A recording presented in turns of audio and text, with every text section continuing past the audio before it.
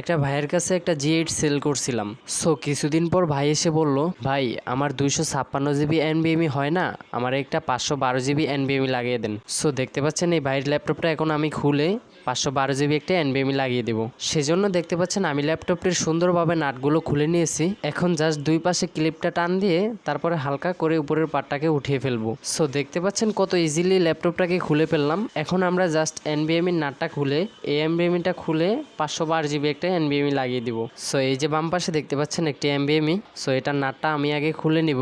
খোলার পর NVMeটাকে জাস্ট একটু টান দিয়ে এটাকে বের করে নিব। এখন আমি জাস্ট 512 জিবি একটি NVMe লাগিয়ে দিব। সো তার জন্য আমি আরও একটি NVMe নিয়ে নিব। নেওয়ার পর এখানে এটাকে বসিয়ে হালকা একটু চাপ দিব। দেখতে পাচ্ছেন কিভাবে আমি NVMeটি লাগিয়ে নিয়েছি। এখন উপরের দিকে অংশটা চাপ দিয়ে জাস্ট নাটটি লাগিয়ে দিব।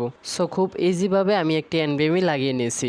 অনেকের হয় কি নাট খোলার পর ল্যাপটপটি খুলতে গিয়ে টান দিয়ে লক টক ভেঙে ফেলে, তো তাদের জন্যই এই ভিডিওটা বানানো। সো আশা করি কিছুটা হলেও শিখতে পারছেন। সো এরকম আরও শিক্ষণীয় ভিডিও পেতে পেজটাকে অবশ্যই ফলো দিয়ে রাখবেন। আর যারা ইউটিউব থেকে দেখছেন চ্যানেলটিকে অবশ্যই সাবস্ক্রাইব করে রাখবেন। সো আজকের মতো এখানেই শেষ করছি। সবাই ভালো থাকবেন। আল্লাহ হাফেজ।